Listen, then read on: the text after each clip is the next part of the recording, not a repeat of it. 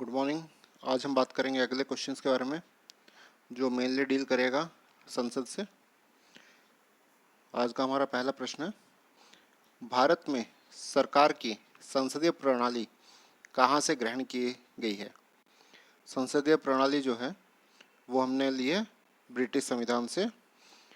जब अंग्रेज छोड़ के गए थे तो हमने कुछ चीज़ें डिफ़ॉल्ट उनसे ले ली थी, जिसमें एक संसदीय प्रणाली भी शामिल है। इसका जो आंसर है ऑप्शन सी है। नेक्स्ट क्वेश्चन, सरकार के संसदीय रूप का विचार कहाँ से लिया गया है। संसदीय रूप का विचार हो चाहे संसदीय प्रणाली हो, दोनों ही कहाँ से है? अपने ब्रिटेन से। इसका आंसर है सी। नेक्स्ट क्वेश्चन,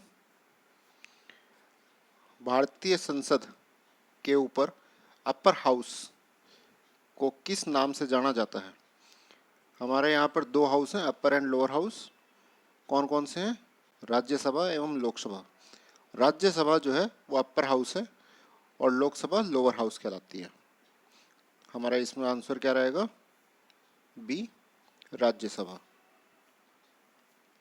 नेक्स्ट क्वेश्चन, संसद के दो सत्रों के बीच निम्नलिखित में से अधिक कितने समय का अंतराल दिया जा सकता है। 85(1) आर्टिकल 85(1) के तहत में ये लिखा गया है कि दो सत्रों के बीच अधिक से अधिक 6 महीने का अंतराल दिया जा सकता है, टाइम गैप दिया जा सकता है। यानी कि एक सेशन ख़त्म होने से दूसरे सेशन स्टार्ट होने के बीच में 6 महीने का ही टाइम होगा। तो कम से कम 2 सेशन तो होने ही हैं।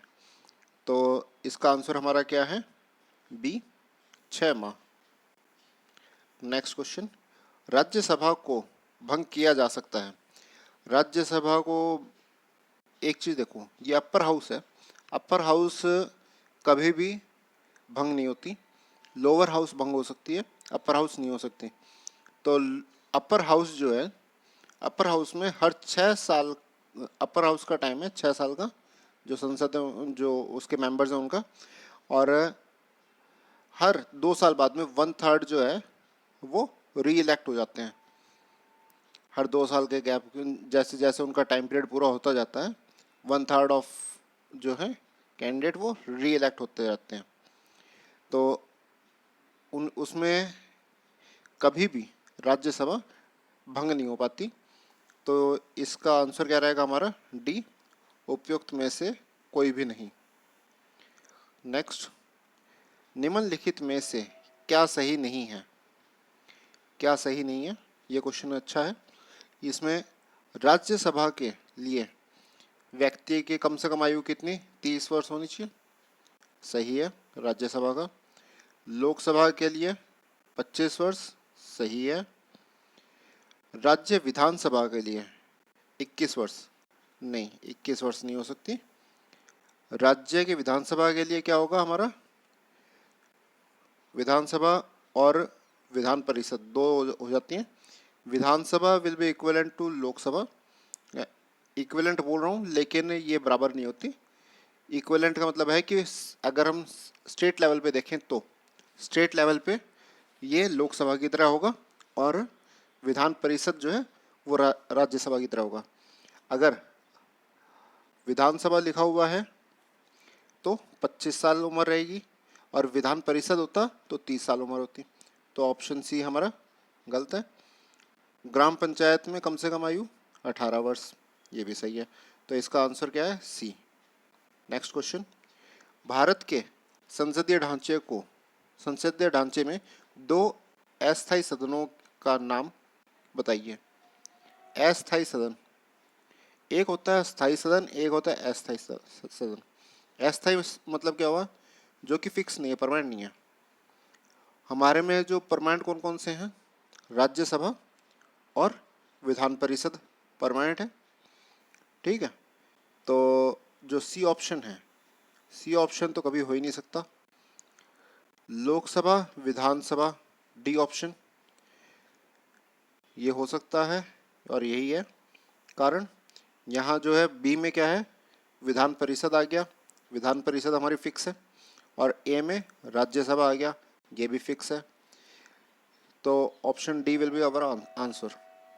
नेक्स्ट क्वेश्चन, राज्यसभा के सदस्य की न्यूनतम आयु क्या है? न्यूनतम आयु कितनी है? जो फिक्स है उसमें कितनी होगी? 30। तो राज्यसभा की कितनी है? 30। आंसर इज सी।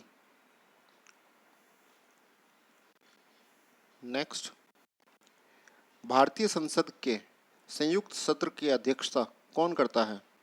हमने पहले भी एक सवाल करा हुआ है। इसमें करते हैं कौन? लोकसभा के अध्यक्ष। और बुला कौन सकता है? राष्ट्रपति। आंसर इज सी। भारत के नियंत्रक और महालेखा परीक्षक की रिपोर्ट की समीक्षा करने वाली संसदीय समिति कौन सी है? अब नियंत्रक एवं महालेखा परीक्षक कौन सी है? CAG, controller and auditor general. उसके द्वारा जो भी रिपोर्ट बनाई जाएगी, कैग के द्वारा जो रिपोर्ट बनाई जाएगी, वो कौन चेक करेगा? आकलन समिति। आकलन होता है एस्टिमेट बनाने वाली, एस्टिमेट वाली भी नहीं कर सकती।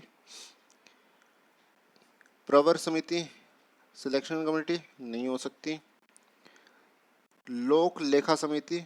अब एक चीज़ ध्यान देना, यहाँ भी महालेखा है और यहाँ भी लेखा है, तो इससे आप याद रख सकते हो कि जो जहाँ लेखा होगा वही उसका चेकिंग करेगा। इसको अंग्रेजी में बोलते हैं पब्लिक अकाउंट्स कमेटी। अब इसका जो आंसर सी जो है वो सही है। नेक्स्ट, भारत में संसद की वित्तीय समिति निम्नलिखित में से कौन सी है? वित्तीय समितियां कौन सी हैं? अब जो हमारे फाइनेंस से डील करती हूँ कौन सी है? फाइनेंस से डील करने वाली कौन सी होगी? लेखा मतलब अकाउंट्स, अकाउंट्स वाली फाइनेंस से ऑटोमेटिक होगी। प्राकलन समिति यानी कि एस्टिमेशन वाली, एस्टिमेशन भी करते हैं तो किस चीज़ से रिलेटेड है? अकाउंट से रिलेटेड है। लोक उपक्रम समिति यानी कि पब्लिक अंडरटेकिंग वाली, वो भी क्या है? वित्तीय समिति से रिलेटेड है। तो ये ऑप्शन हमारा क्या रहेगा? 1, 2 एंड 3।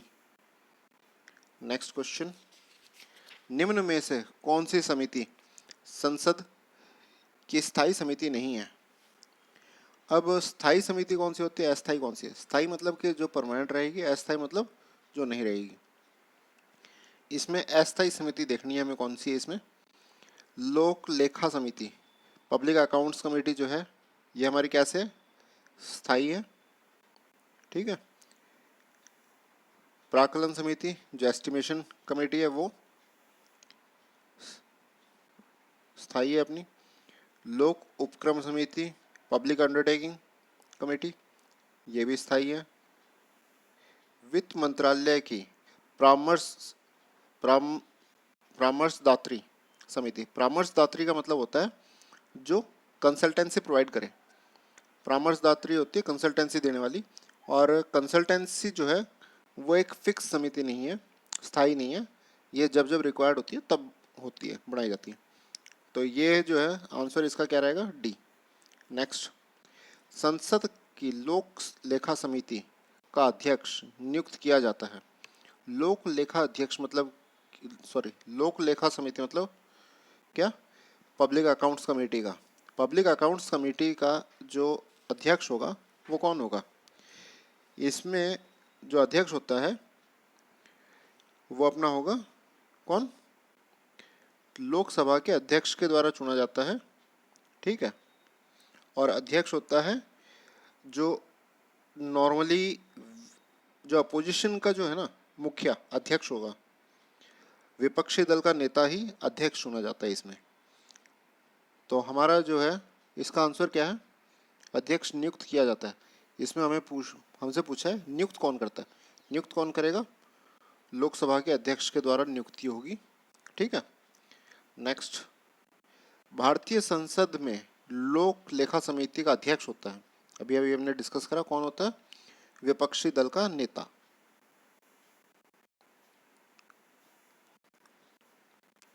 नेक्स्ट, राज्यसभा के सदस्यों का सेवा काल कितना होता है? राज्यसभा के हमने पहले भी डिस्कस करा है, कितना होता है? 6 साल। Answer is D. Next, Rajya Sabha के सदस्यों का चुनाव कितनी अवधि के लिए किया जाता है?